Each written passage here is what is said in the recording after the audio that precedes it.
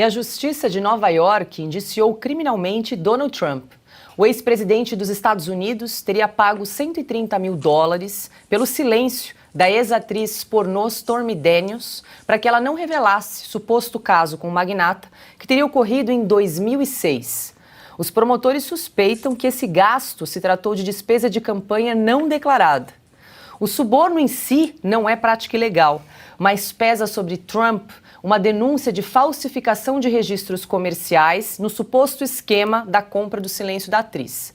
Trump considera o episódio parte de, aspas, uma perseguição política e interferência na eleição no nível mais alto da história, fecha aspas. Vou recorrer a Ana Paula Henkel. Como é que o assunto está repercutindo nos Estados Unidos? Existe um risco iminente da prisão de Donald Trump? E como é que fica a situação aí para 2024 diante dessa acusação? E mais uma, Ana, se me permite emendar, o que está por trás dessa acusação contra Donald Trump?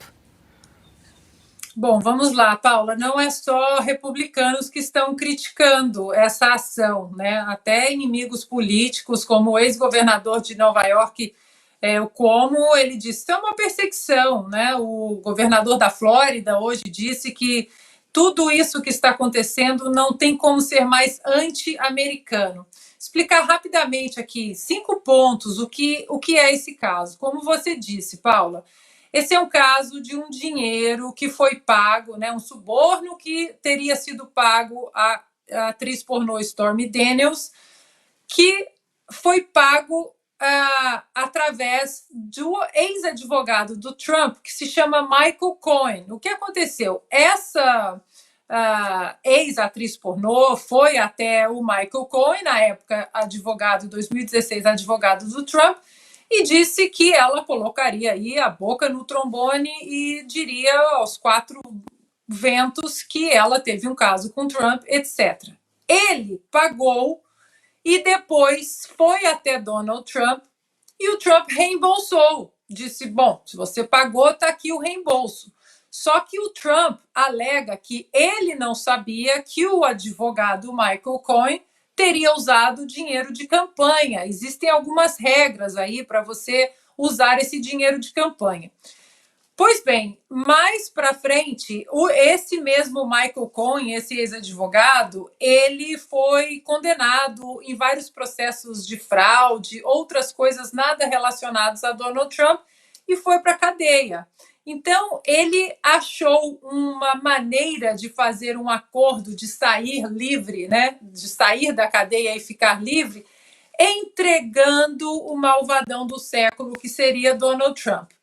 Pois bem, e ele vive mudando de declaração. Ele já disse que o Trump pagou, reembolsou, não reembolsou, uma confusão.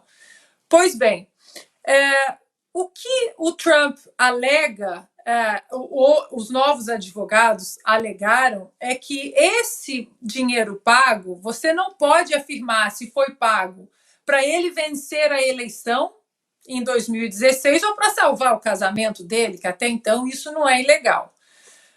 Pois bem, esse caso foi parar nas cortes, nas mãos dos oficiais que tratam de assuntos eleitorais. Não é um TSE, porque aqui não tem um TSE, mas existem oficiais que tratam das leis eleitorais. Esses oficiais federais analisaram o caso e disseram: não tem nada aqui, né? Não dá para a gente saber se ele pagou para ganhar a eleição ou se para salvar o casamento. Então, o caso está encerrado.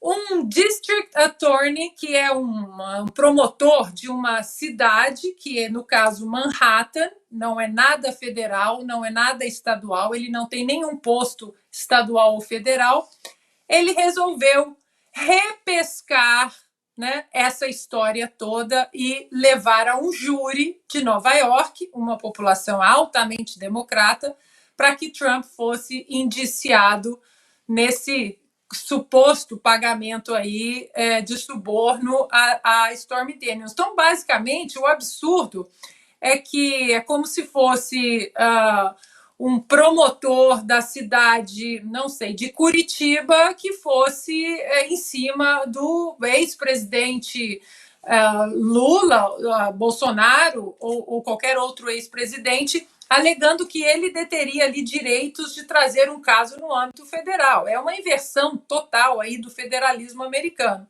Fato é que isso está sendo usado como arma política. O Trump ele tem muita força política ainda, é o nome que está e agora provavelmente vai crescer na frente das primárias republicanas para 2024.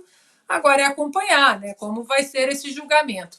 O caso ocorre em Nova York. Para finalizar, Paula, o Trump mora no estado da Flórida e é preciso que o governador da Flórida assine, então, o pedido de extradição da Flórida para ele ir até Nova York. E o Ron DeSantis, apesar de ser hoje um oponente político nas primárias republicanas, disse que ele não vai extraditar o ex-presidente Donald Trump. Fato é que agora todos os americanos, até aqueles que andavam criticando Trump nos últimos meses, ficaram ao lado do ex-presidente, porque é óbvio que isso é um uso das forças policiais e judiciais para combater um inimigo político, coisa que no Brasil provavelmente estão pavimentando o mesmo caminho para o presidente Bolsonaro.